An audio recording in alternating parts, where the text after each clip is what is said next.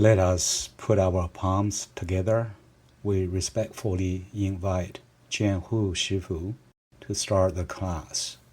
3 half bows to JianHu Shifu.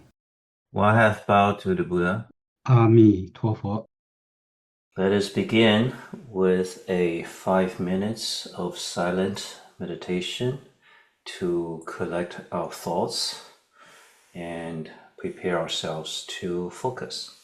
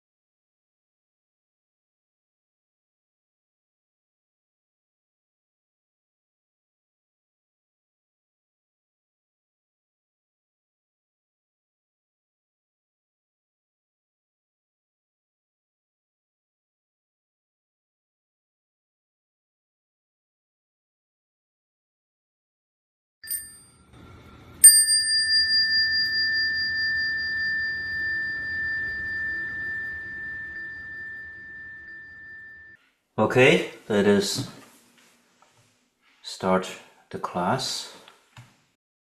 Let us put our palms together. Namo Shakyamuni Buddha.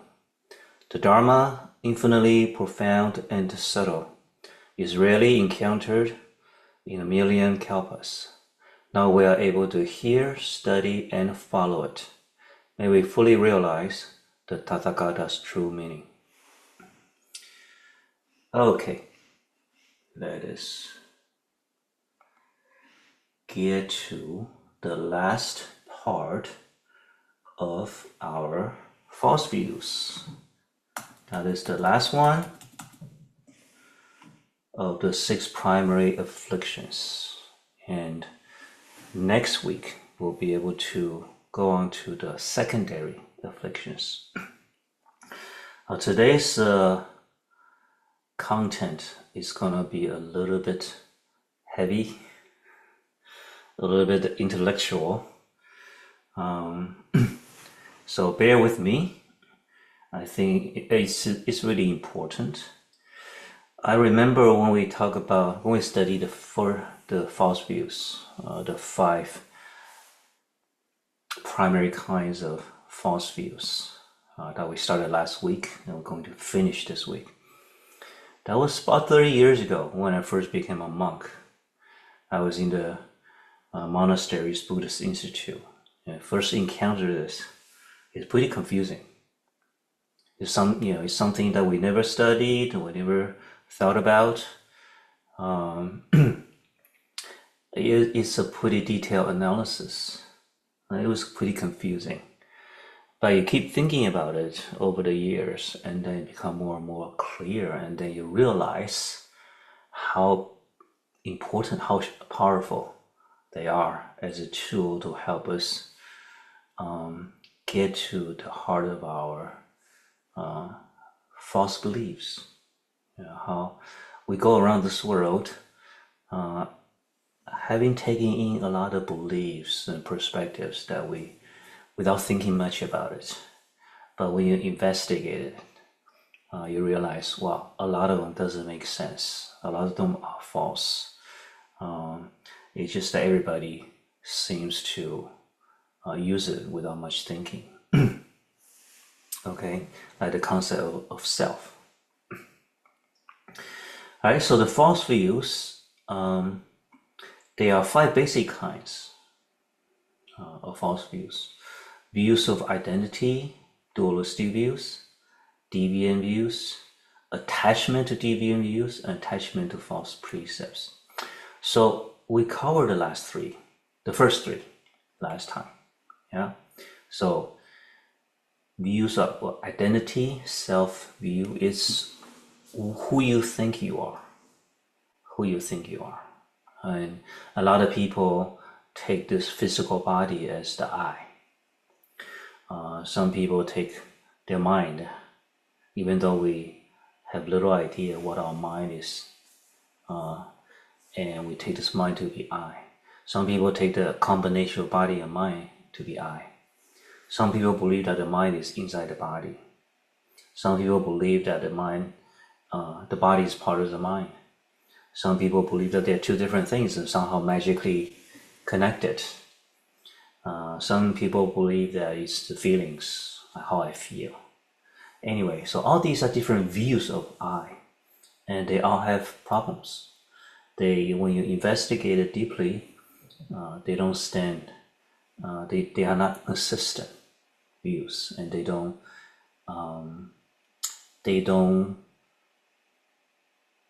are not in accord with reality. Basically, the problem with independence, with control, and permanence. Yeah. Okay, so the second type of false views that we talked about last time are dualistic views. So the primary examples are believing that when you die, you are gone. When a person dies, everything about that person is gone. The mind is gone, the body is gone, of course the body is gone. The karma connections are gone. So that's called annihilationist view. And another type of view, the opposite to that, is the eternalist view, which means that there's something permanent inside that goes from one body to another. Or even if you don't believe in reincarnation, something about some permanent thing that, for example, in Christianity, some permanent things that when you die, it goes somewhere, and eventually you may go to heaven or hell, and that the I, whether you call it a soul or whatever, the I, that doesn't change. It's an eternalistic view. So these are dualistic views, and they don't stand ground.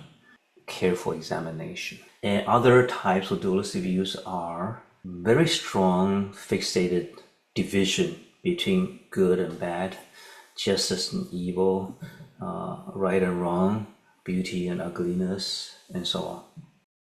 And the third type of false view, these are categories, remember. Each category may have 100 variations. So the third type is deviant views, something that deviates from the right view. And here the primary the representative is the disbelief, the disbelief in cause and effect. So in Buddhism, the causality, the cause and effect, is universal. It operates everywhere. Sort of like how physicists believe that the physics laws are universal. They apply everywhere. Yeah, on Earth, on the Moon, in other galaxies, in outer space, the physics laws apply everywhere, universal. So in Buddhism, the causal laws, causality, are universal. So you don't believe that, then that would be a deviant view. It's not gonna, and you're going to have a lot of problems with understanding how the world works. Okay, so that's where we stopped last time, and there are two more. Okay, the fourth one is attachment to false views.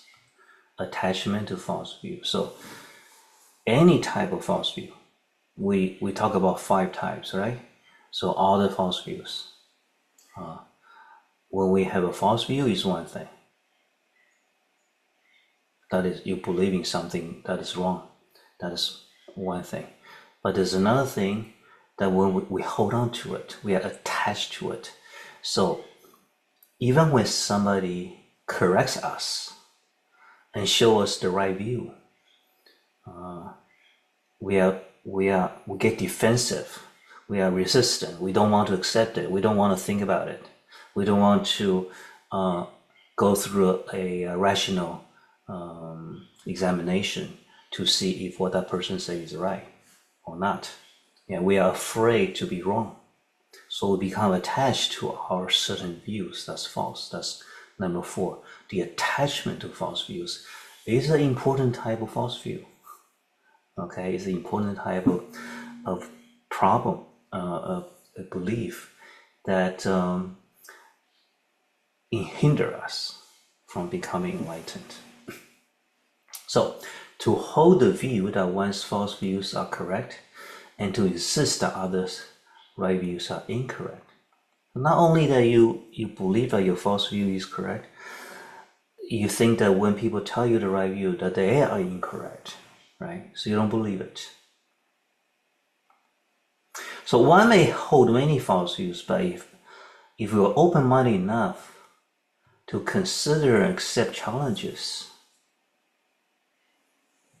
to their beliefs, then there's hope. So we actually have quite a number of false views, each one of us, right? Unless you are enlightened, unless you are completely enlightened, we do have a lot of false views.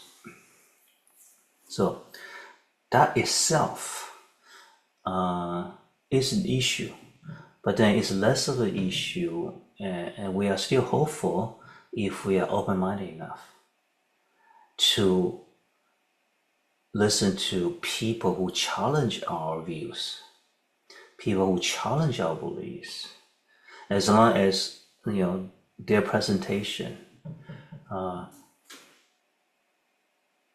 stands ground, they can be it makes sense. Okay. So this one is about irrationally stubborn attachment to one's beliefs, especially regarding what is the true way. So, we hold on to many things, but of course, in terms of the Buddhist practice, what we're concerned with is that you are holding on to your false views about what is the way, what is the enlightenment, what is nirvana, what is to be truly free, what is to attain the ultimate happiness. Okay, so regarding these issues, you have a false belief, and then you attach that false belief. Then it becomes extremely difficult for other people to help you to get on the right path. So that's quite detrimental, right? So, for example, somebody who firmly believes in a Buddhist, Christian, or Islamic cult, right? So every religion, there's a cults associated with it. In Buddhism, they are Buddhist cults, which teaches what sounds like Buddhism, but it's actually deviations, heretical. They are not real Buddha Dharma, but they are presented as such. And then there are a lot of people believe in it, right? So that would be a cult. Or in Christianity, there are Christian cults. Islam, there are Islamic cults. Every religion probably have their cults. So people who believe such wrong views are unable to see the blatant contradictions in those teachings, in these false teachings. Okay, so if a person is a Christian, but they actually don't know what the Christianity is according to the Bible, and they believe in something that somebody else tell them. So there are a lot of different Christian cults, right?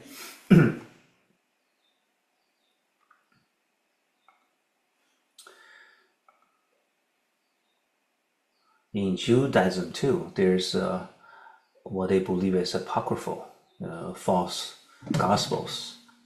Okay, so in Buddhism too, Buddhism does have its share of false teachers who try to present things as Buddhism, like Falun Gong. Some of you may have heard of it.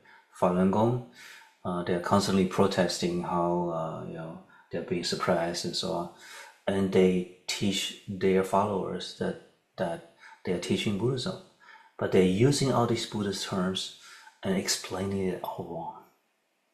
So that's dangerous. You're not gonna get enlightened following them. Mistaking a non-goal as the actual goal is another characteristic of this attachment to false views. For example, so the goal is to become a Buddha, to become completely enlightened. So, but you have the wrong idea what is enlightenment. You have the wrong idea about what is the Buddha. Okay.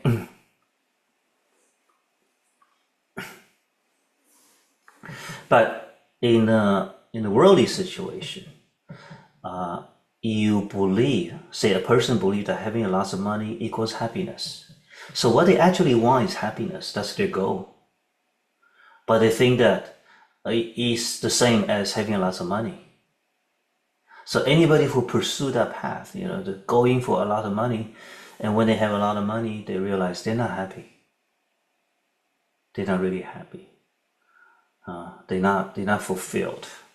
So that's another kind of attachment, right? Attachment to the false views. So dogmatically clinging to this view. Okay. All right. So, do you know such persons? name some commonly seen false beliefs that people get attached to. So there are two things.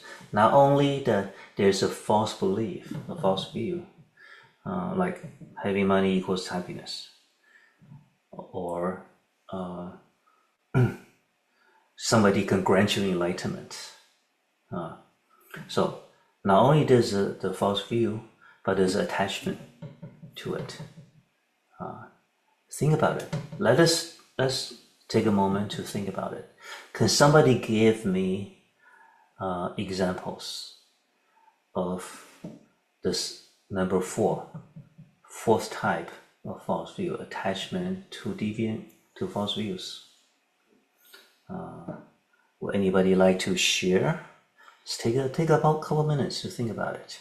And you can write it in the chat box, or you can raise your hand to talk. Let us make this real, right?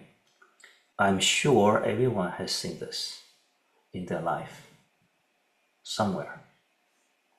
Oh, okay. Here's one. People who believe Earth is flat. I was really surprised to find out a while ago, maybe a couple of years ago, that there are actually a lot of people who believe that Earth is flat. There's like a flat Earth society. I really have no idea why that is the case. And I don't get it.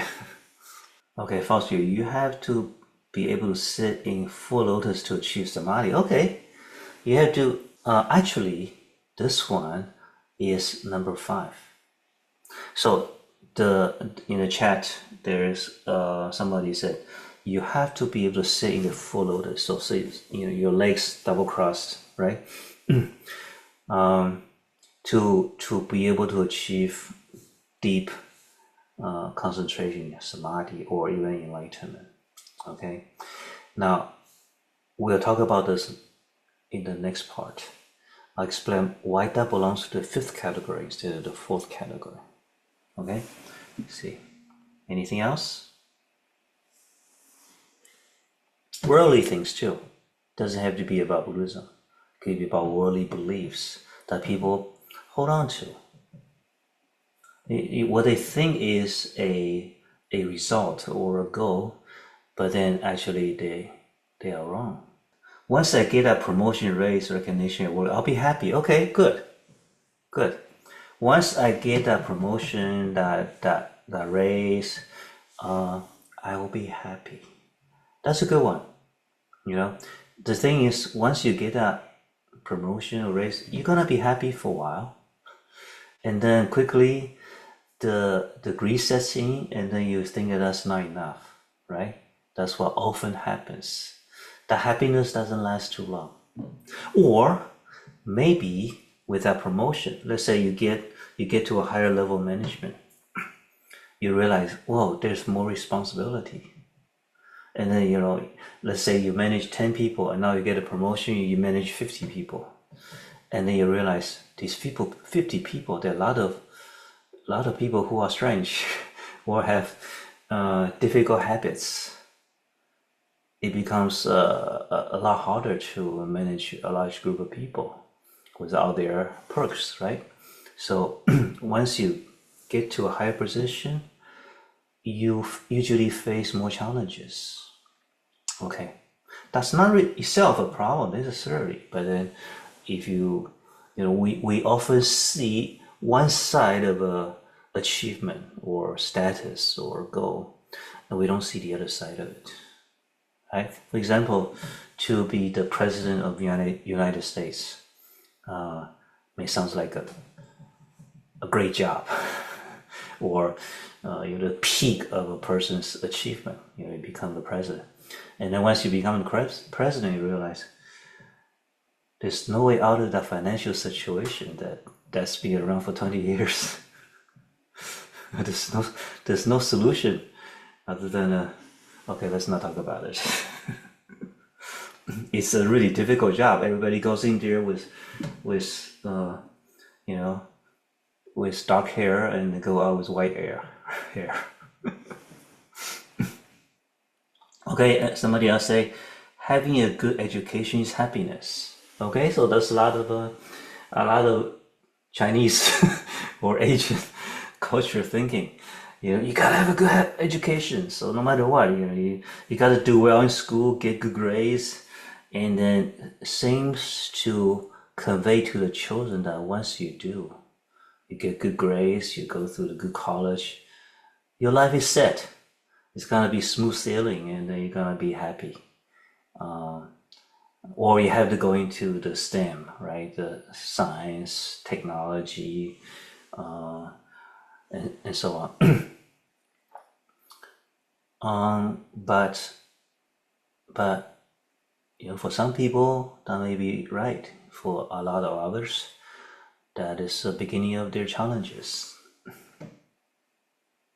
Okay, wars can only be won by military might. That's a good point. Once I was talking with an American guy.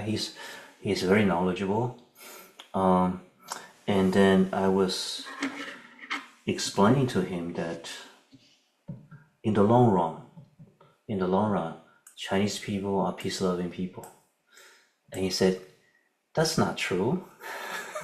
Just look at the Art of War. The famous military strategy book, right? Art of War is really popular in the West now. So why would a peace-loving people have such, deep, sophisticated book on how to fight in the war? Well, if you actually read the Art of War, the core, or at the pretty beginning, the author says the best way to win a battle is to win it without fighting. So this is top strategy, is to win it without fighting. And the worst way to win a battle is to actually fight in a battle. Yeah. So actually, there's a lot of strategy in there, but then the core value from the author is that don't fight if you don't have to. This is the last resort where you really have to fight. Okay, when all other options are gone, then you may need to go into war, but do consider all the other options first. A lot of people don't realize that.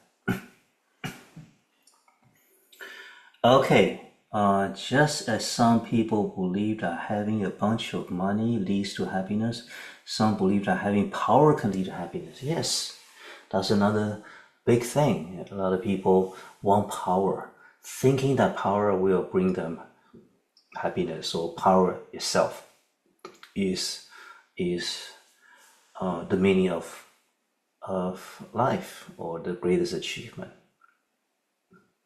But like the famous saying, with great power comes great responsibility, right? By Spider-Man.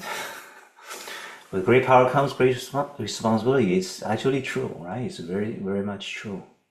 It's true from a karma perspective too. When you have great power, that means you can influence a lot of people. In a good way and in a bad way. So when you have influence over a lot of people, you make a mistake, or you set a bad example, you can actually create much greater bad karma than the ordinary person who have little power. Isn't that right? So let's say you work in the media industry, and you say your media company, your newspaper or whatever, your channel has a lot of followers, has millions of followers. So it depends on how you report your news, how you report a story. If you intentionally twist the story to influence people thinking for some special interest group, then that's huge bad karma, because the more followers you have, the more bad karma you can create with one article or one report, one video. But on the other hand, if you truly present an article or a video or a report, wanting to, first of all, you want to present a reality, a piece of reality, and secondly, you want to help people by presenting that reality, by presenting that story. Then you can create huge amount of good karma. Okay, for example, today there are so many, the more exaggerated and alarming or scary titles, stories tend to get more attention, right? So the more attention you get, the more bad karma one can create. On the other, so also the bad news gets spread much more than good news. Do you know of a news media or news channel that actually regularly presents good, heartwarming stories? You may not think that they are newsworthy, right? Newsworthy doesn't mean that it's always bad stories. Somebody killed somebody, somebody cheated millions, all of these bad news. But a small town, good, heartwarming story actually can be very newsworthy in a sense that if it can bring some warmth or inspiration to a lot of people, then that can be very newsworthy, isn't it? Okay, attending a prestigious college means someone is intelligent. Okay, so like the Ivy League colleges, right? The top colleges. I would think that the really good top colleges usually is true. But then you never know. There are some students get in there by other channels because their parents are influential alumni that donate a lot of money, or there are certain other channels to get in there. So that may be true, right? And also, what does it mean to be intelligent? If is a person who, I know a kid, a young man, who does terribly in terms of academics, but then he's kind of a genius in mechanics. So whatever motorcycle or car he touches, he can learn very quickly on his own how to fix it, how it works, how to fix it. So is he intelligent or is he stupid, right? All right, fame brings happiness. Okay, another big belief is fame, but fame is actually really scary, isn't it? Because fame comes quickly and goes quickly too. Comes quickly and goes quickly. We see so many examples of entertainers who reach the peak of their fame, and then they get into drugs and then indulgence, and then they die young. That's a real shame. If you take a dip in the Ganges River,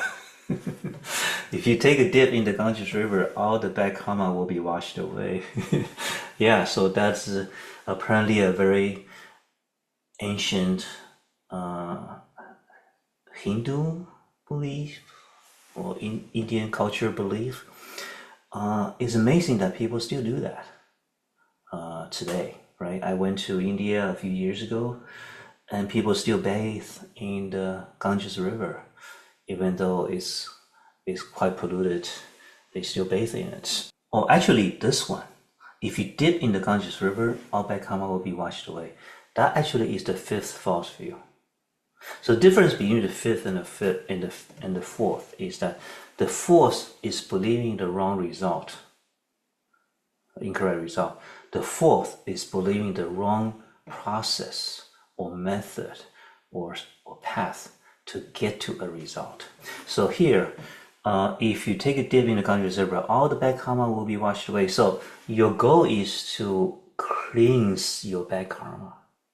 But you think the way to get there, is by taking a dip in the conscious river instead of reflecting on your actions and thoughts, like what we're doing here, right? We're studying the nature of our thoughts in the 100 Dharmas.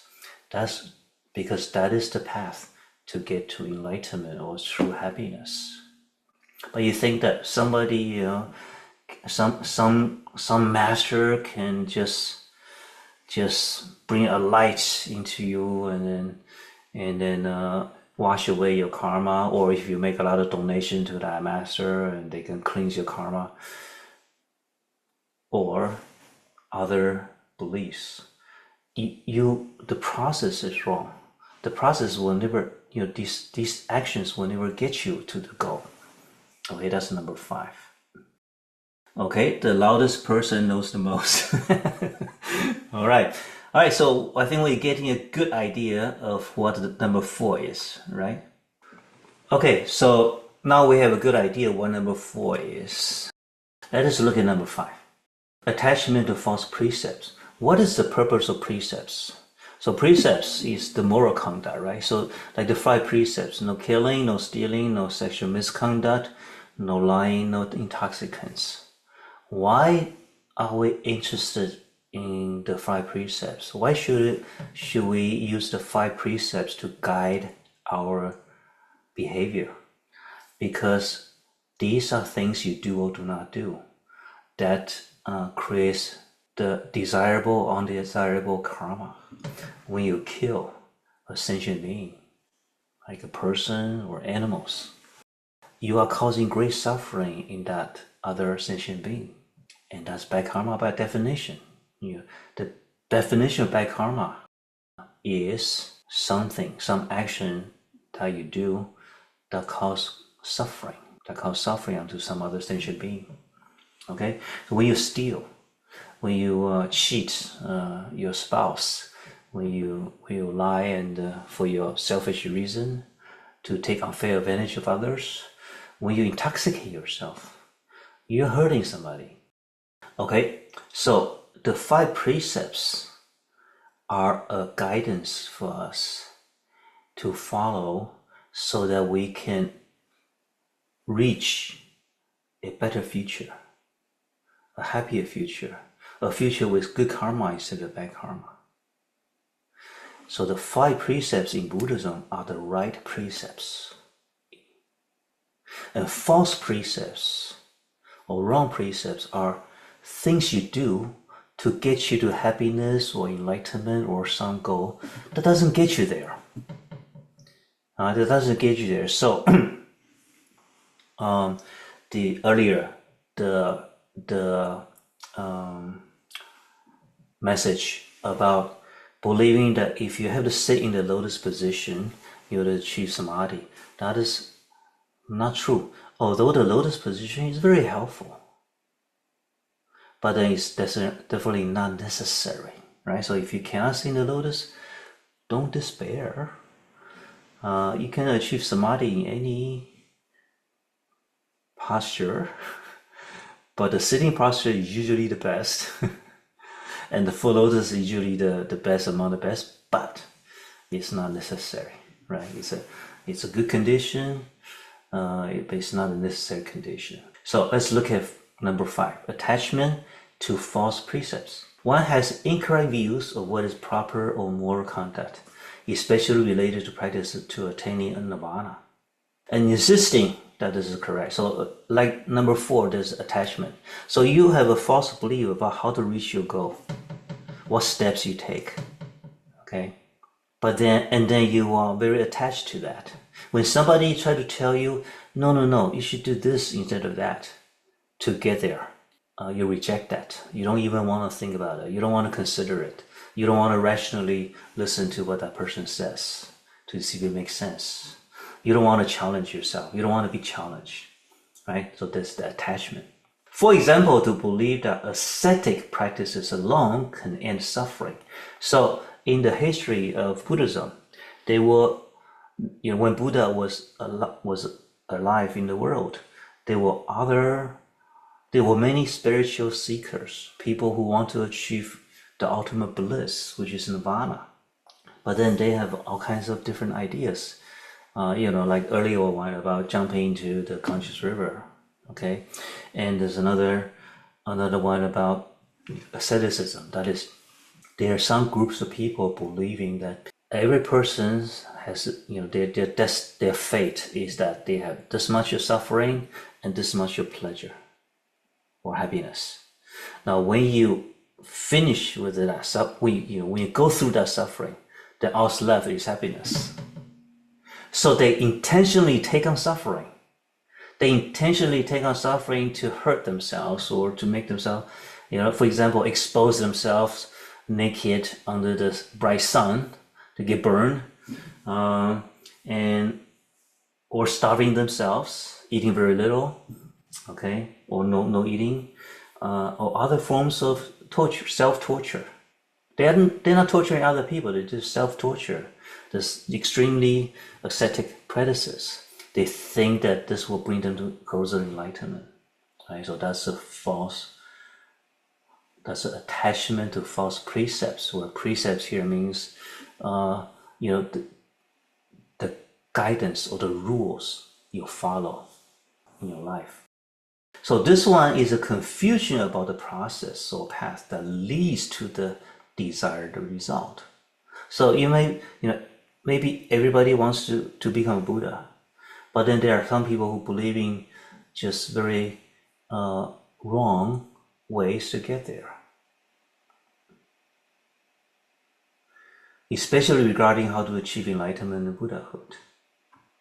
So this is called mistaking non-cause as actual cause. Okay. The other one is mistaking the non-goal as the real goal. This is mistaking the non-cause as the actual cause, the cause and effect. So these are examples of not understanding cause and effect correctly. So in science, there's very similar things going on. In science, when a scientist does a research, they want to understand the right causal relationship, right? When they figure out the right causal relationship, what makes the light bulb reliably give off light? What is the cause? The cause is the right combination of gas and metal, right? In an enclosed environment, like the light bulb. So it took Edison thousands of tries to figure out the right combination. That's the right cause and condition to make a reliable light bulb, right? And if you don't go through that examination process and you think some other quickie way, then that will be false view number 5. Okay, do you know forms of this kind of attachment from your culture? Every culture have their superstitions, right? So in the Chinese culture, there's a lot of superstitions. Like the number 4 sounds like 死 or death, and then so it's considered an unlucky number.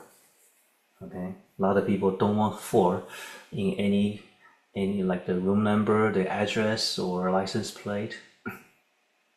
In the West, Friday the 13th is considered unlucky, right?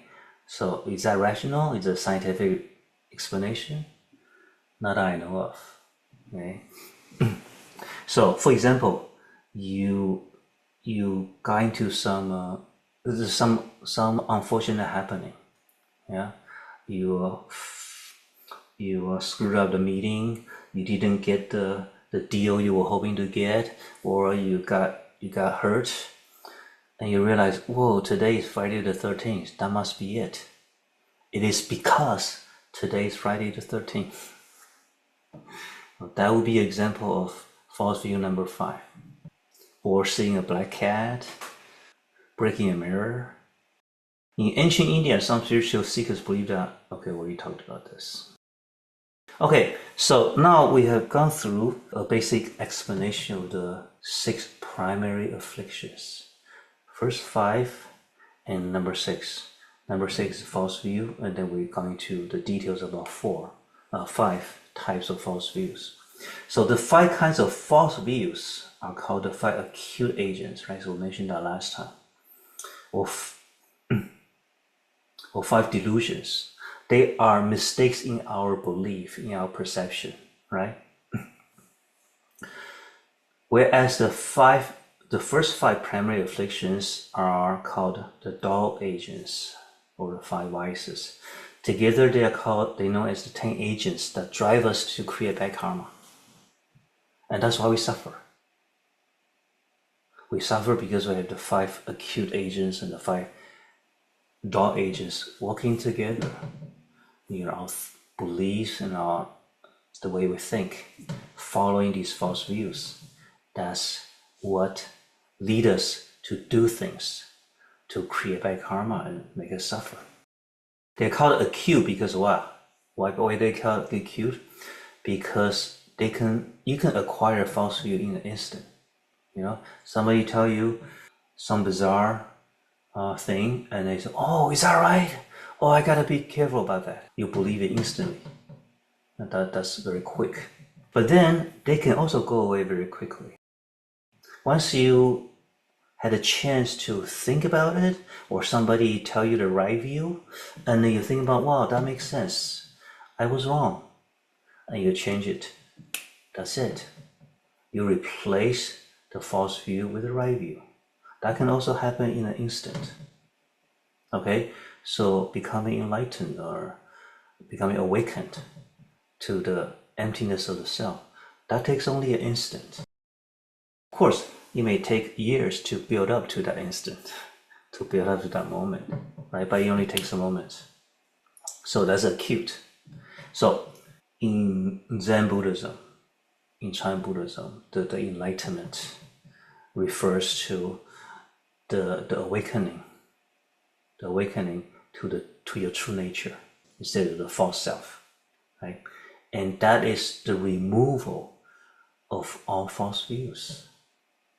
At that moment, when you achieve that enlightenment, all these 5 kinds of false views are gone. If only one type is gone, or 3 types are gone, or 4 types are gone, that is not an enlightenment yet. You're getting closer, but that's not real enlightenment yet.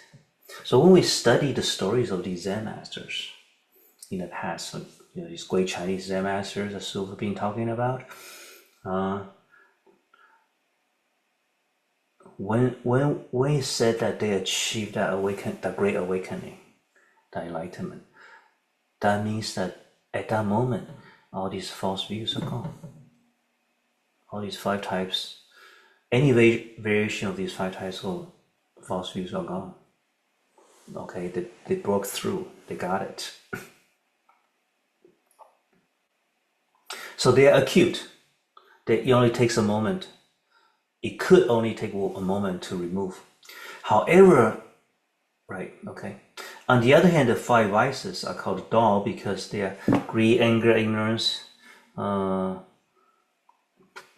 arrogance, and doubt. They're called dull because they are karmic habits that have accumulated over time. So what are they? They are reaction patterns. How we react to a certain situation.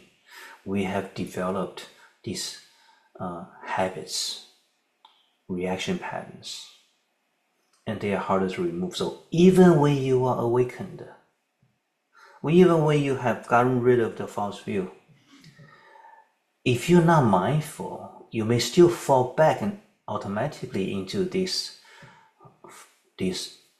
greedy pattern or the anger pattern and so on. But the difference is that once you fall back into this reaction patterns, these old habits, you should be able to quickly realize, wait, what am I doing? Or if somebody reminds you, say a fellow Buddhist reminds you, hey, why are you saying that? Because you don't have, because the false self, the ego self is destroyed. You may still act like you have an ego, but then when somebody reminds you, or when you realize yourself, you can quickly return to the right view, the knowing mind, without pride or becoming defensive. So a good way to check if somebody has achieved that level of enlightenment is that if you say something offensive to that person, okay, or try to make that person look bad,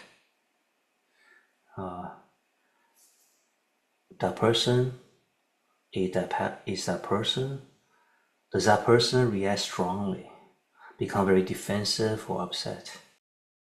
If the person just take it as if nothing happened, that's a really good sign. Or if that person actually gets a little bit intense, but then quickly, in a few moments, maybe even a couple minutes, they return to calmness. That will also be a sign that, their anger pattern kicked in, but then they realize, wait, I've fallen back into my old habits. There's no I to get angry.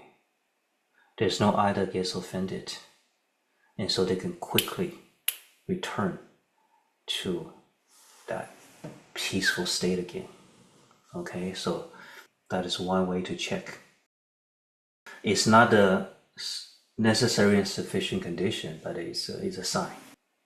So these 5 the 5 vices, they are much harder to get rid of, right? For example, to realize that being angry at others' words is unnecessary doesn't mean that person can immediately remain calm when it happens. It does take practice. So there's a saying in Zen Buddhism, the true cultivation, the true practice begins after enlightenment, after awakening.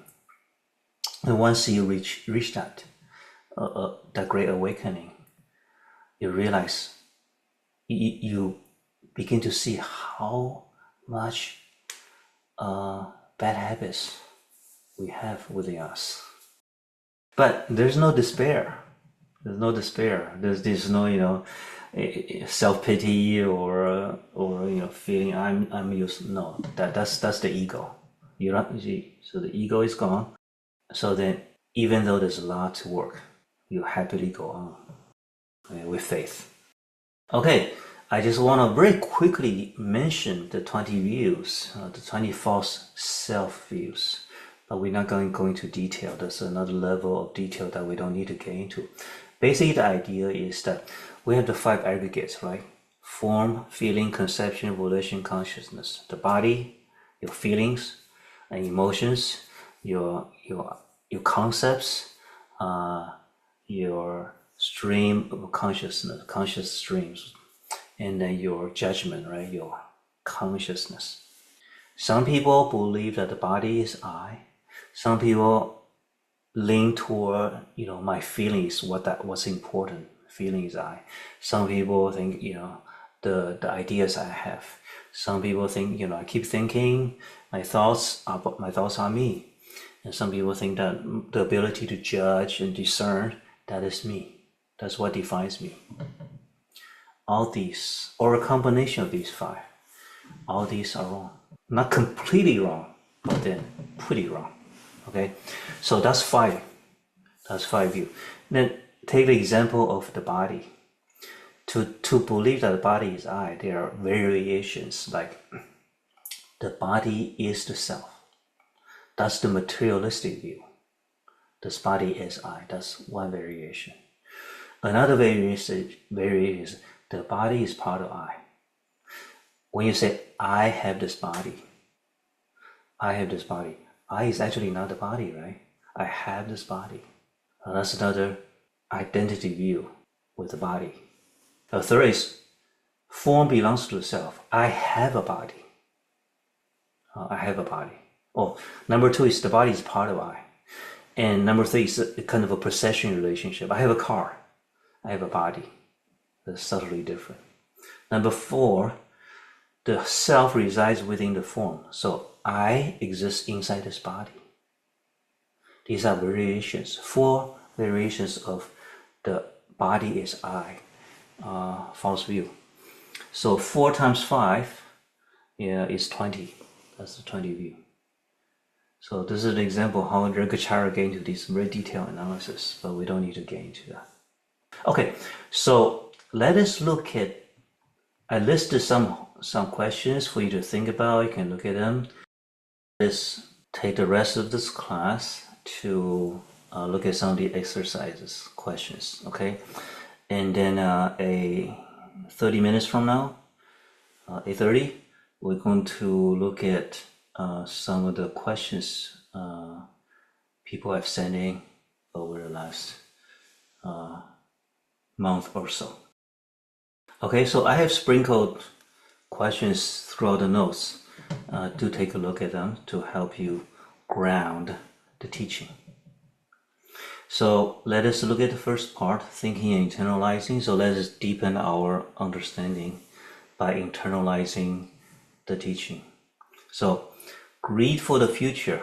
Our future is listed as one of the 10 objects of greed.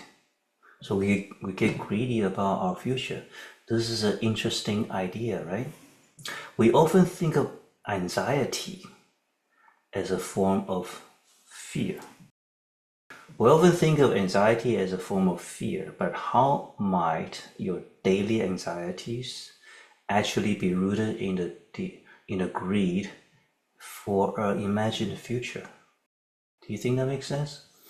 Our anxiety is usually about future, about a certain result, certain outcome in the future.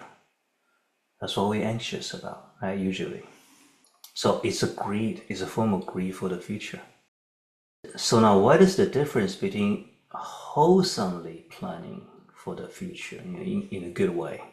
It is important to plan for the future, right? And being afflicted by greed for the future. So how do you watch yourself when you plan for the future? You don't become greedy or anxious. What is the key here? How to achieve that balance?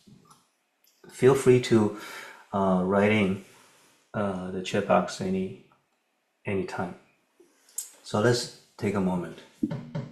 Let's say you want to achieve something in 5 years.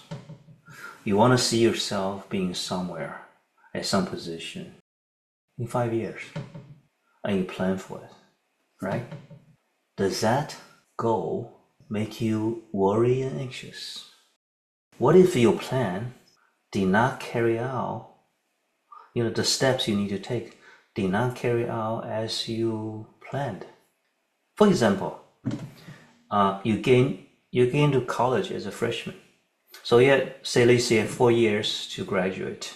You plan for 4 years to graduate. So that means every year you need to take certain courses, have certain credits, right? That will be your plan.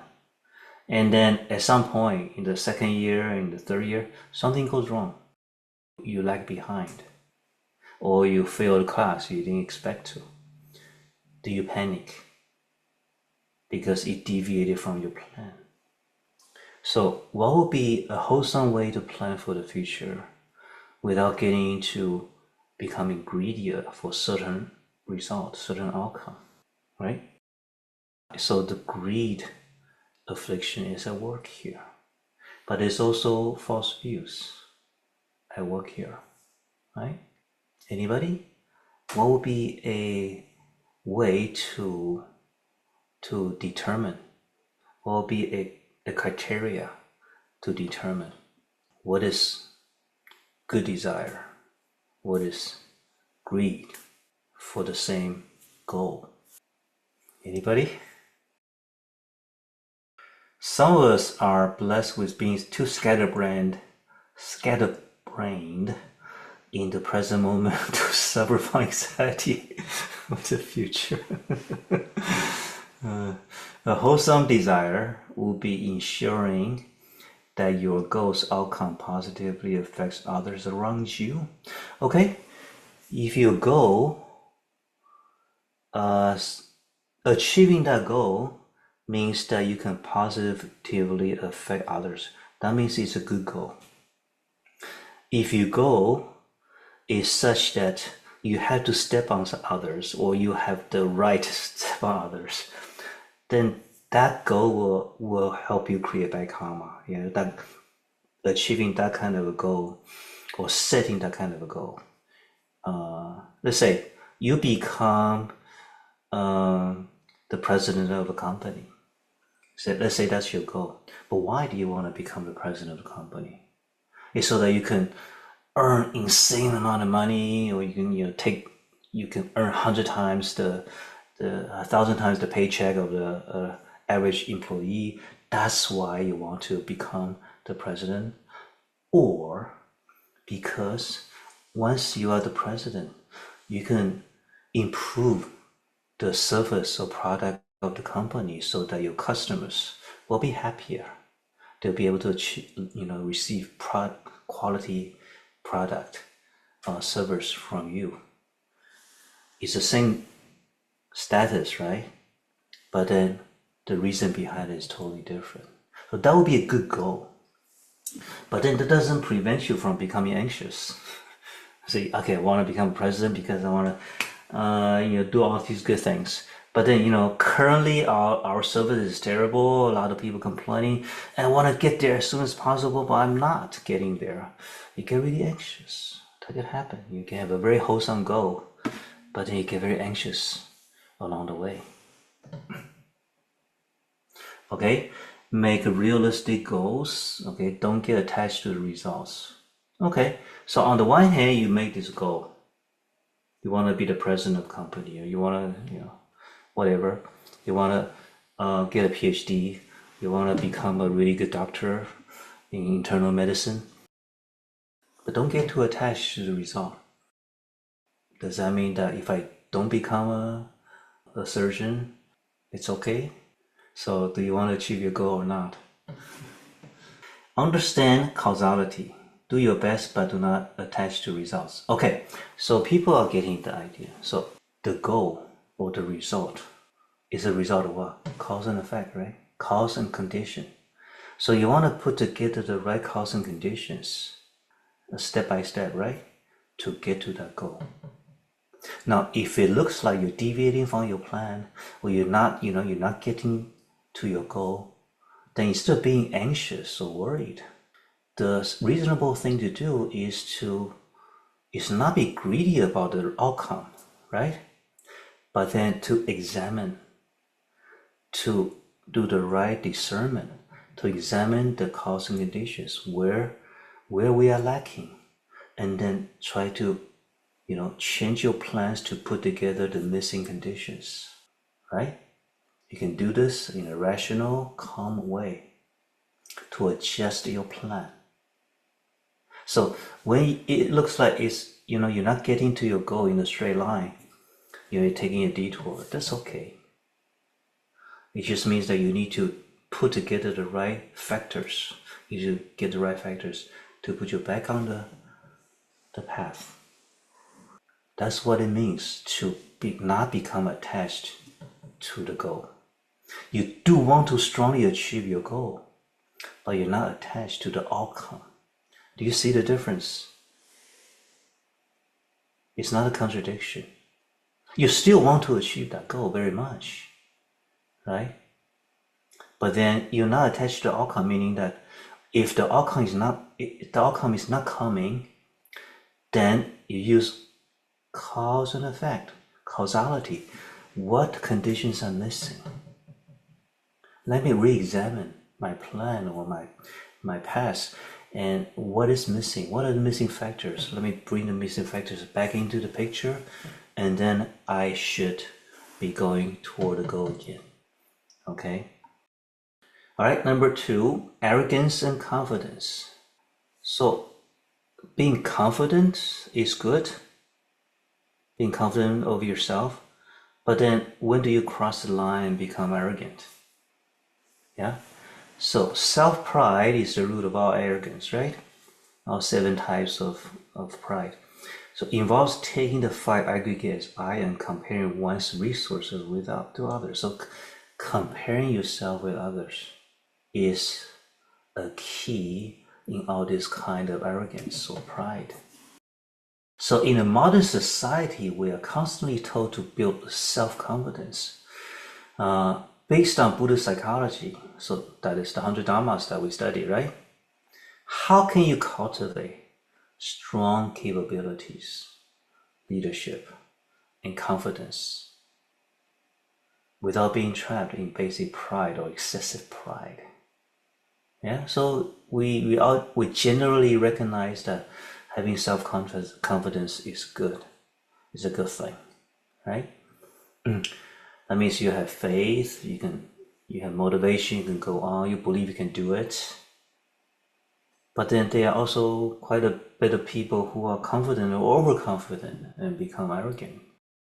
So what is the key here?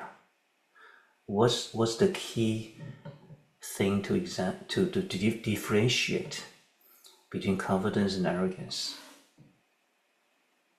Or what is the gatekeeper? Okay, let's see. I manage an organization which has a long lineage. My goal has been extending the lineage to at least another generation. However, we've experienced significant societal changes such as advances in technology, COVID, and more, which have significantly affected the generally accepted relevance of our practice. I'm not anxious over the lineage coming to an end, but I'm trying to not become too attached to the original goal. Okay, that is a tough thing, you know. Chan masters face the same thing. So throughout history, Chan masters, meaning that they are enlightened, and once you enlighten, you are in line with the Buddha goal, right? The goal to become a Buddha. That means you become enlightened because, you know, from your teacher's help, from your own effort, and that this teaching, the Dharma, is authentic, it's great. Yeah, so you achieve enlightenment this way. It makes sense that you want to share this experience and the Dharma with others, and you want to continue the lineage, right? So whatever is good is passed on for generations. You want to pass on to the more and more generations. But even the Chan masters faces that issue. Sometimes you just cannot find one single disciple or student or follower who can achieve that same level, even a higher level as you. Yeah, that is a reality. So for example, the 6th patriarch, Master Huineng, he had dozens of enlightened disciples, but there are other masters that they don't have anyone to take on the lineage, or the lineage died after 2 or 3 generations. So in our stories of the great Chan masters, some of these masters, they have great stories, great koans, great reputation, but the lineage is gone. The lineage is gone. Okay? But on the other hand, we still have the Dharma is still here, at least in text. And then there's still great teachers like my Shifu, who is a great teacher who inspired thousands,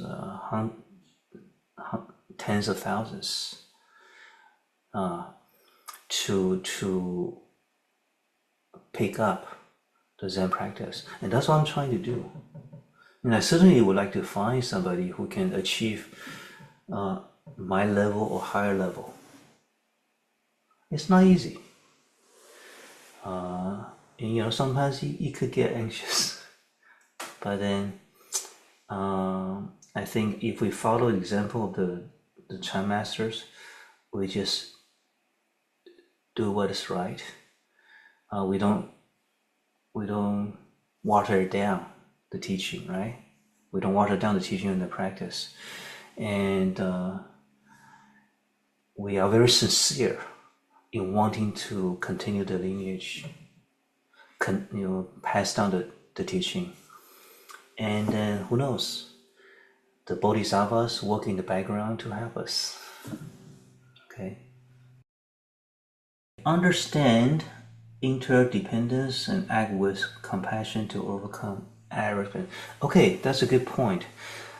To have confidence in yourself doesn't mean that you can do this all by yourself.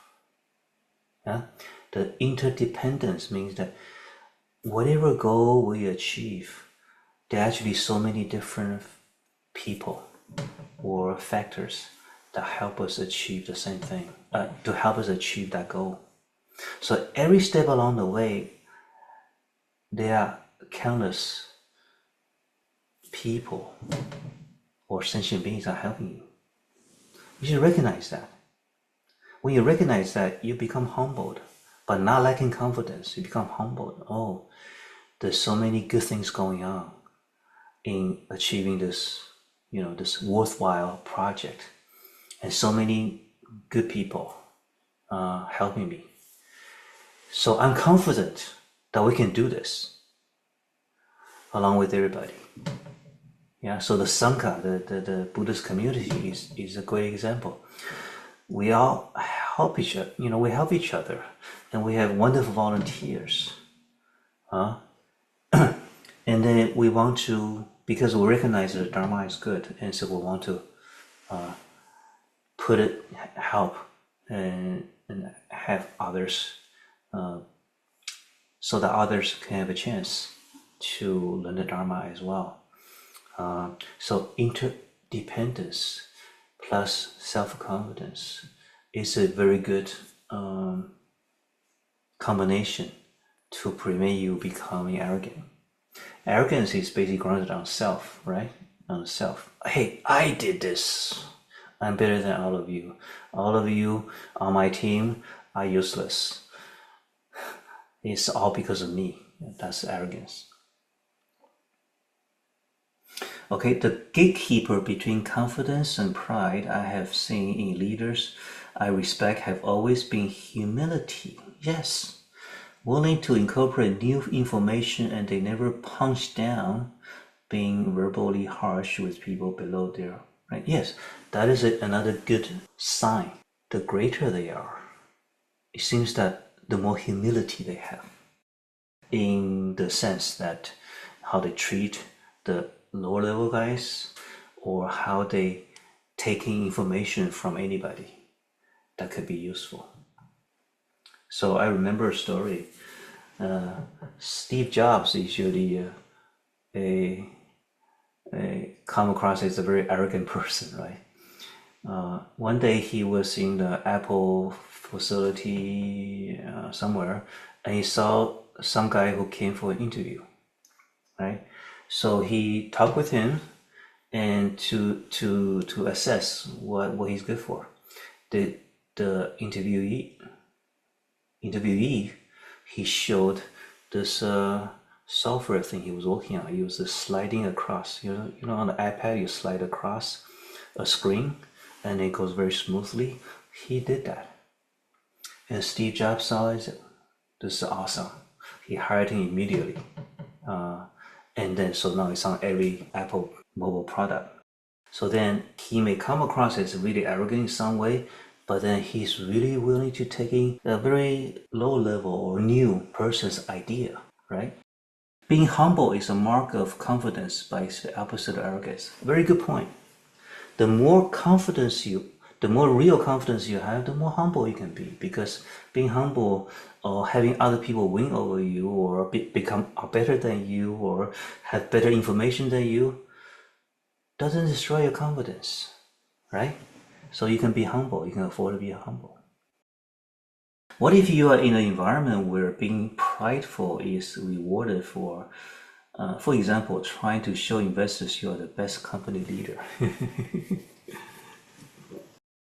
Yeah, so we're using prideful in the sense that, hey, I'm really proud of what we have done. Yeah, you're proud of what you have done.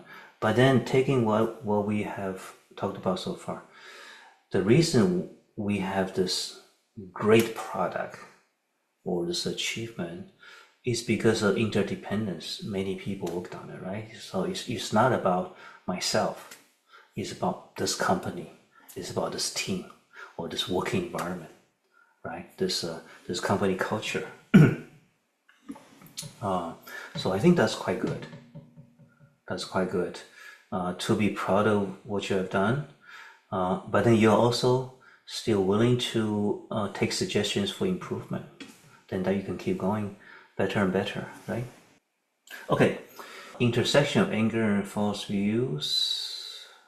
There's more I want to talk about here, but I want to also address some of the questions that you have sent in.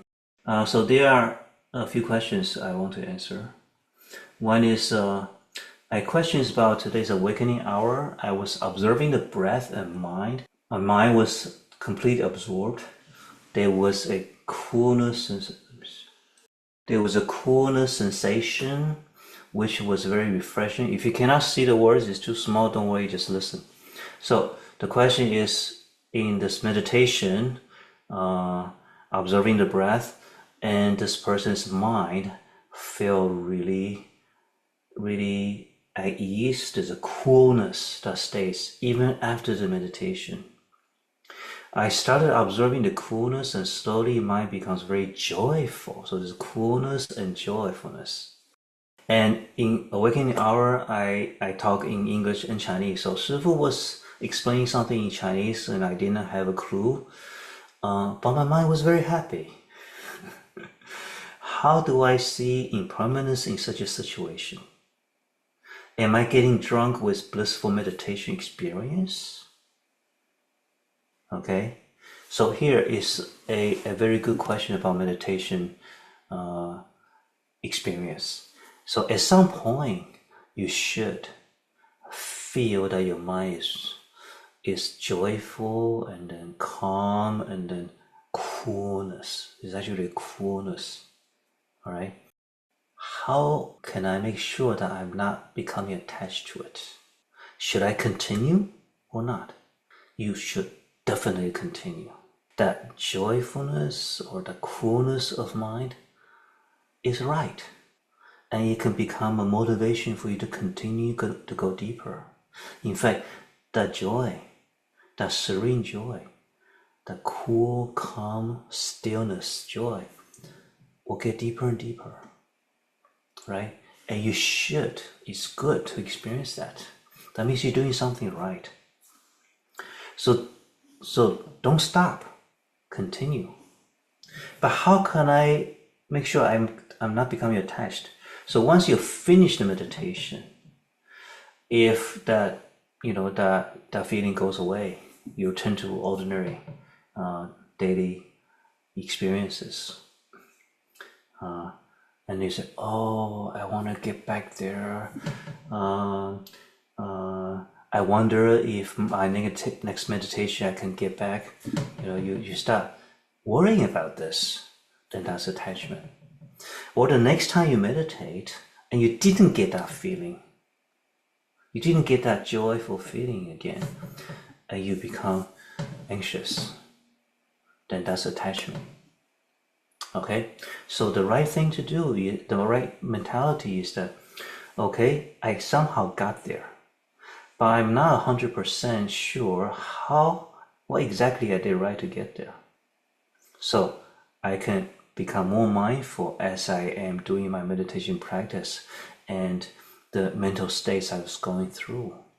Okay, and so I can get more familiarity about what factors are helpful and what factors are unhelpful, so I can more and more reliably gain to a deeper meditation. That takes a lot of experiencing and observation. Okay? So as long as you are aware of, hey, I don't want to become attached, then that's good. Don't worry too much about it. Next question about defiled goodness. Suppose there is a monastery responsible for producing printed publications of the Dharma. So we're printing books, right? Buddhist scriptures. And they discovered that the paper they purchased was obtained reputably but some of the trees were popped into the paper by other sources, were harvested unethically off of land not owned by the paper company. That's the merit of having the Dharma printed on cleans the paper. Okay, so the question is, I want to print some Buddhist books, right? I want to print some Buddhist books. So of course I get a print shop. Now the print shop have their the higher level sources where they get the paper. So the paper they may get it from 3 different companies. One of the company may get part of their paper from unethical sources, destroying the environment. So there's a little bit of bad karma, right, associated with this. Now, because we're printing Buddhist books, which is great karma, spreading the Dharma, does that great karma cancel a little bit of that part of the bad karma? And no, it doesn't cancel. Okay. However, it's not the bad karma on the part of the monastery who prints the books. It's the bulk of the bad karma rests with the unethical practice of the company, the paper company that does that, or the source, the harvester. That's the bulk of the karma. So they have to do something or they suffer through that bad karma, right? Because unethical practices cause a lot of sentient beings in the environment to die and go extinct, right? And then, of course, this indirect bad karma passed on. But if you look at your life, the food that you eat, even if they are organic, are there some indirect bad karma associated? Yes. Even organic vegetables, in the process of growing and harvesting, some bugs got killed, right? So we try to buy organic or try to buy conscientious product, but the reality is you cannot avoid 100% of hurting others. Okay, so the important thing is that your motivation is doing good, and then you do your best to avoid that. You're conscientious about it, and then you just move ahead. Don't worry about it. Okay, what if a bag of melon seeds, every 1 out of 1,000 was obtained from a stolen fruit? Does that make the entire crop bitter? No, it doesn't. 999 seeds are good. One seed is bad. It's from a bad source. Doesn't make the whole thing. It's not a 0 or 1 thing, right? That would be dualistic view. So everything is, there's a fuzzy boundary. Even like listening to the Dharma right now, right? So those of you who are online, right now, or who are listening via YouTube or in Zoom, that's a good thing that we are learning this Dharma. But then you also causing some electricity, right? Or a little bit of damage to the environment. So there's no way to avoid that. So we do our best to be conscientious. For example, if you can get solar power or clean energy, do so. Right? We have full solar power at our facility. So we're not using any, we can avoid those unclean energy altogether. But a lot of people don't have that resource yet, right? Do your best. and then focus on what is important and go on with it. Okay, right? In the lectures, that what you mean by low level for certain aspects of the 7th and the 8th consciousness. Does low level mean that they are foundational, basic, lower intensive, or infrequently appear and so on? Okay, so when we Shifu talk about the consciousness, so the 7th consciousness and the 8th consciousness, they are lower level. Lower level in the sense of, I'll give you an example. You have a cell phone, right? So when you interact with the cell phone, you use your fingers, you click on things. That's called the interface, right? The interface is very high level. So when you point your finger at some part of the phone, and then there's a picture there, there's a button there, and so something happens. You don't really know what make it happen. You just know that it works. So higher level means that you're getting to this visible or clear functions or impact or effect, right? But then down in the mechanics, how it happens. When you point a finger at your cell phone, right? There's some sensor that understands that which part of what's the coordinate of that screen, and that currently what picture is being displayed, and then there's matching of what it's supposed to do, and all of that is taken care of in the operating system, right? So a lot of people, they don't know what the operating system is. They may have heard there's an Apple operating system, there's an Android, right? There's Windows. Most people don't need to know what it does. It's very complicated, low-level stuff that most people don't need to be concerned with. That's what I mean. So in the 7th and 8th consciousness, it's very subtle, low-level things going on that we're not aware of. Because we're not aware of, our vision, our power of observation is not refined enough to see that. Okay, but it's there. It's there. The karma seeds are actually affecting every single one of our decisions. But it's not fate. And by lower level, I mean that right now we cannot directly change the operating system of our life, right? The 7th and 8th is kind of like the operating system.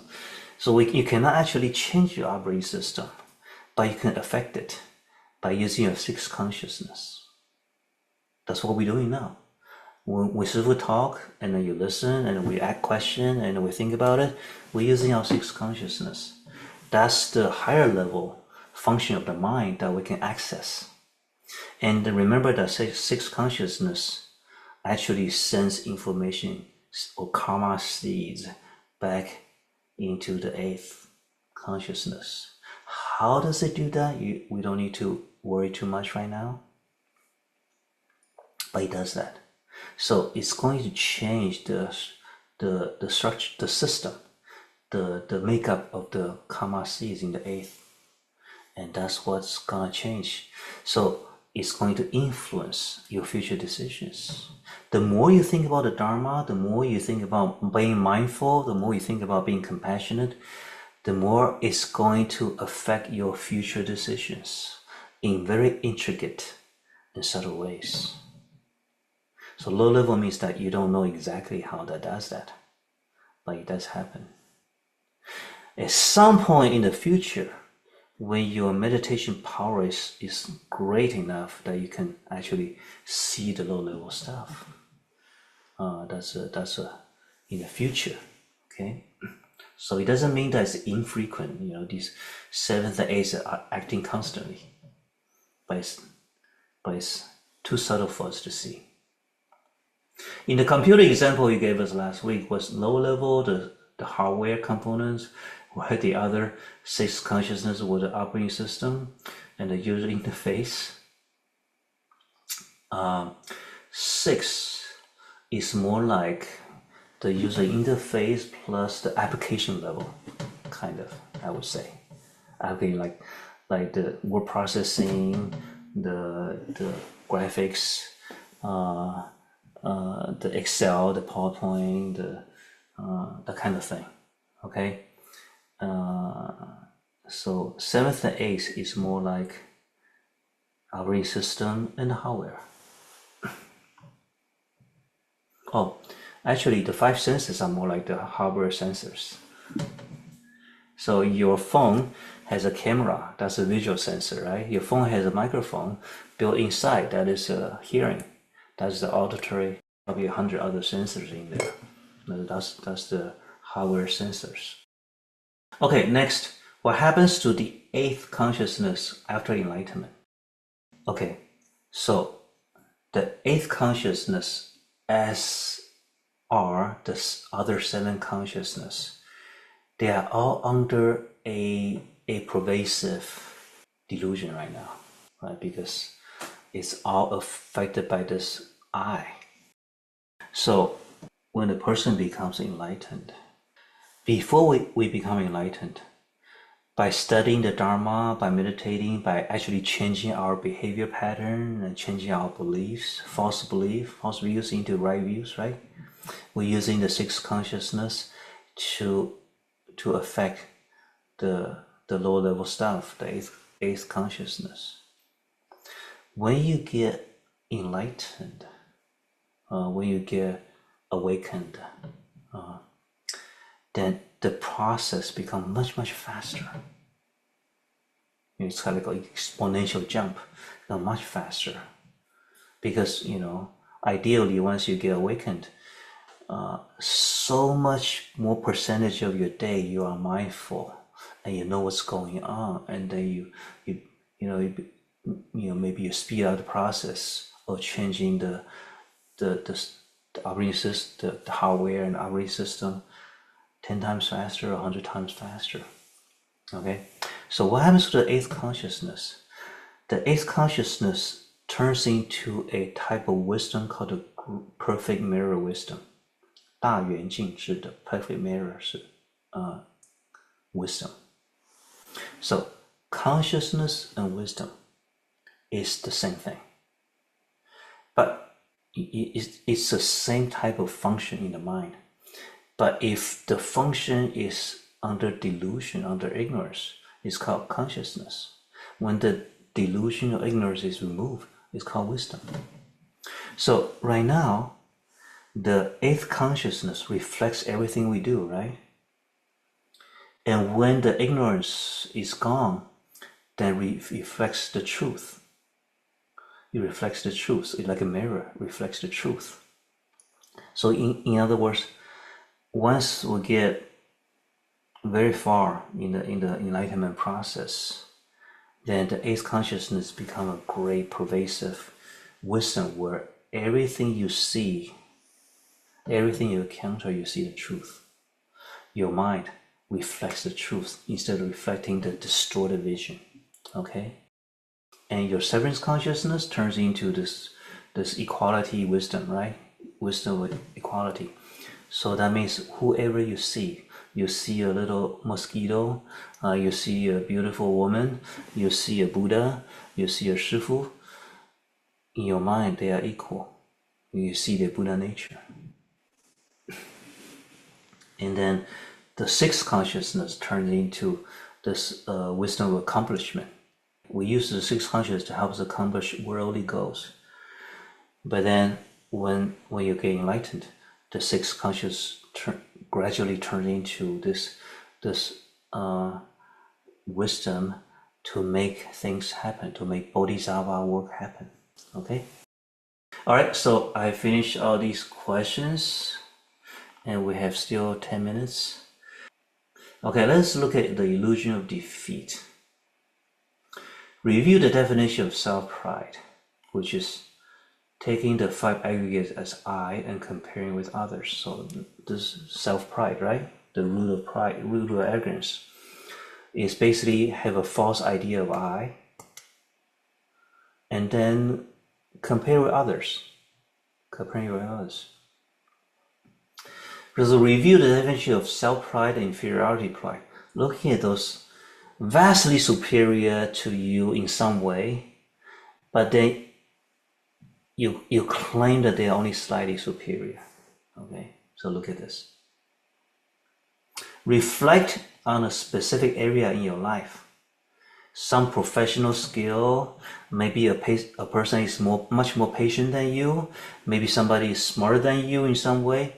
So reflect on somebody you know who is much better than you in a certain area, certain aspect. So, and especially the area where you find it difficult to admit that they are much better than you. Or when you think about it, you feel defeated. You feel, oh, I don't hold a candle to that person, right? Or that person makes me feel inferior. Or maybe you get upset. You get upset that they are so good at that, and you're not. Right? So that kind of reaction. Does that happen? It probably happens to all of us. So who actually is feeling this uneasy? Who is feeling uneasy? The knowing mind or the ego self? Remember now. Whenever somebody who is better than you in some way, and then you get defensive, you get upset, you feel inferior, you don't like it, who is the I that doesn't like it? Who is the one that feels defeat? Who is the one saying, no big deal, who cares, right? Who is the person that's doing that? So now we know, right? It's definitely not a knowing mind, but the judging mind, the ego self, as expressed or animated by the sixth consciousness. So the root is the seventh consciousness. And then the feeling, the higher level feeling, anxious, jealousy, defeat, and so on, is the sixth consciousness work, right? So the sixth consciousness decorate that, or magnify that, exaggerate that, and turn into these feelings that we feel. So remember now, these feelings you have are not you. That's the ego self. Are we letting the ego self created by the seventh and the sixth to speak as an I again? That happens all the time, right? They speak as if they are you, but they are only the representative, the self-appointed representative. Your ego self is a self-appointed representative of who you are. So contemplate how simply admitting I am inferior in this aspect is actually a manifestation of non-ignorance. So basically, in your thinking, okay, how bad can it be if I just admit that he is better? How bad can it be if I admit to other people that he's better than me in this area? When you can do that, it's actually non-ignorance. When you can do that, it's non-ignorance. It's a type. It opens the door to wisdom. And also, importantly, it's not a failure. When somebody beats you in something, whether it's a tennis game or a math exam or getting the new promotion, that is not a failure. It's a lot of causal conditions coming together for him and not for you. So how does separating objective reality, which is he is better than me in that area, from the ego's narrative of winning or losing? See, there's an objective phenomena. That person is better than you in certain area, but the ego mind creates a narrative. Who's winning? Who's losing? Somebody's losing face. Somebody's being humiliated. These are the narratives that our sixth consciousness created inside. Can you see that? Can you see that's what's happening? And if you can see that, you can begin to separate. Separate the phenomena from your interpretation, your ego self's interpretation, right?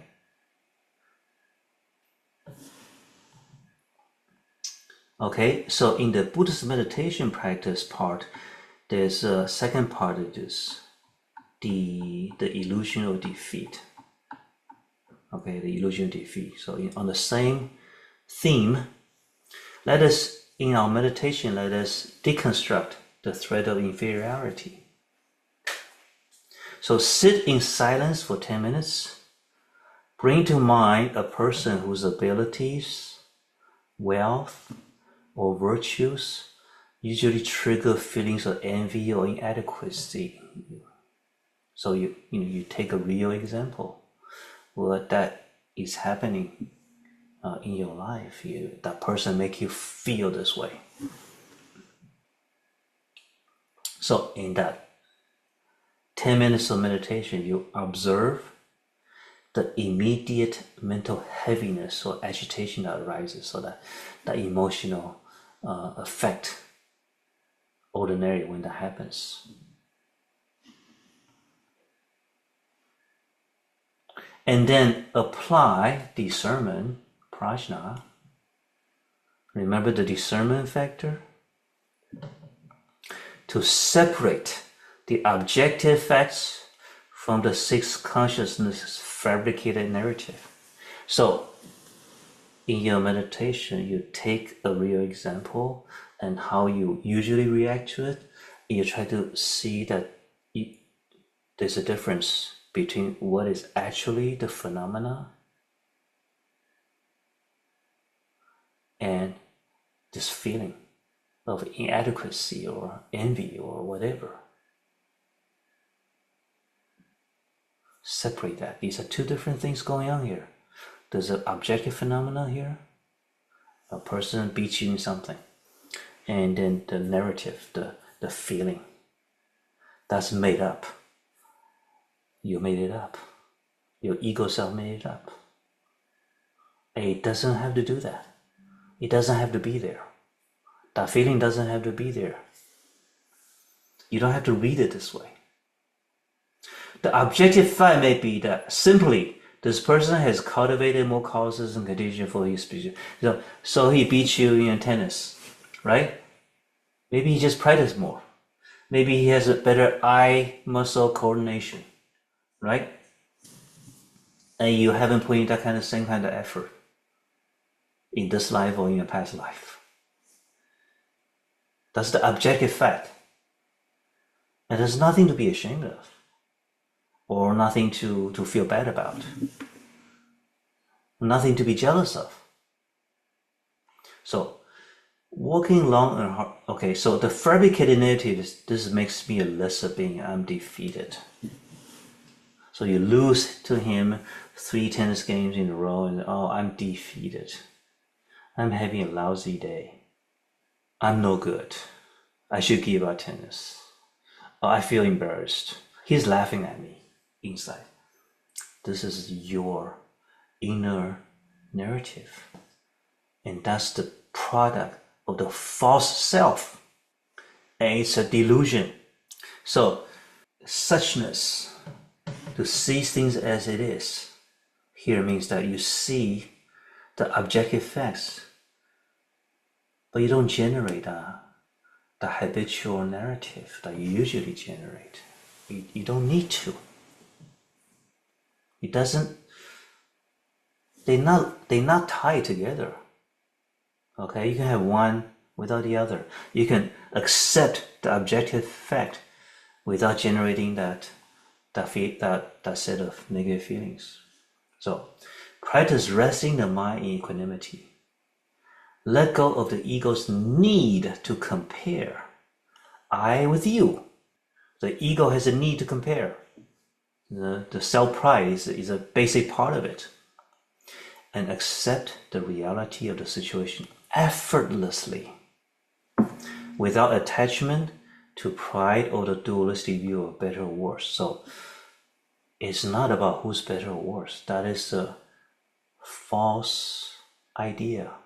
To say that somebody is better or worse doesn't make sense. You can say in tennis, his skill level is better than you at this point, without these conditions. But next year may be different, right? And thus it's nothing about he being a better person than you. So you can accept the situation effortlessly and don't let the pride run the show. Okay, so that takes thinking in your mind. You go through this. All right, daily application is the third part to this. I'm getting a little bit over time, so bear with me. Just a couple more minutes. Okay, the illusion of defeat, part 3. Joyful concession, practicing non-ignorance. The ego's natural defense mechanism when facing someone superior is either to find their flaw and say, yeah, but you don't have to shout it out, or to soften the blow, right? Either to find their flaws or to say yes, but da-da-da. So this week, when a colleague, a friend, or family member clearly outperforms you in certain area, or corrects you, or demonstrate a skill you lack, or catch the ego's urge to defend itself. See, our ego always on the defensive, always want to defend. No, I'm not like that, but I'm better in other ways. I don't want to accept this. That's the defensive thing. Instead, practice actively and verbally acknowledging their superiority in that specific aspect without any self-pity or caveats. There's nothing wrong with accepting that somebody's better than you in some way. And your mind is equal. Your mind doesn't move. The same as usual. Just recognizing the fact. See, that's at the core of the humility that the very experts or top-notch people, when they can appear so humble, they have this humility. It's because they can accept other people's superiority in some way without feeling anything bad about it, right? You might say, you are much better than me, and I admire your skill, and that's it. I admire you. May I learn from you, right? Observe how leaning into the truth dismantles your basic pride and inferiority pride. This practice gradually destroys your basic pride, which means it leads you to enlightenment. Notice that when you simply align with reality, admitting ignorance or lack of ability is irrelevant to the dualistic concept of I'm better or you're better. These are really actually irrelevant. Accepting they are better in some way versus comparing who's better, who's handsomer, who's prettier, who's richer, who's this is stupid. It's pointless. This way the ego's fear of defeat vanishes, leaving a clear, unburdened state of mind. That mind is unburdened, is at ease, and is joyful. Okay, so we'll leave it at that, and let us conclude the today's class with a dedication. Is there any announcement? No. Okay. Remember that our last month, July, half-day meditation, the third part on compassion contemplation is out. The video is out. Okay, so when you get a chance, listen to it. Let us now conclude the class with a dedication.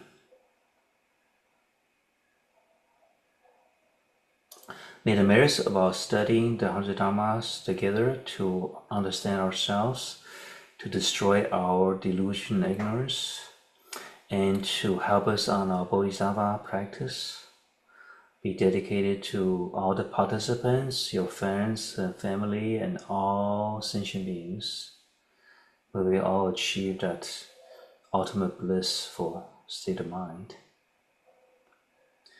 And we also dedicate to peace in the world. Okay, that is the class today. We'll see you next time. We put our palms together and thank JianHu Shifu with 3 half bows. One half bow to the Buddha. 阿弥陀佛。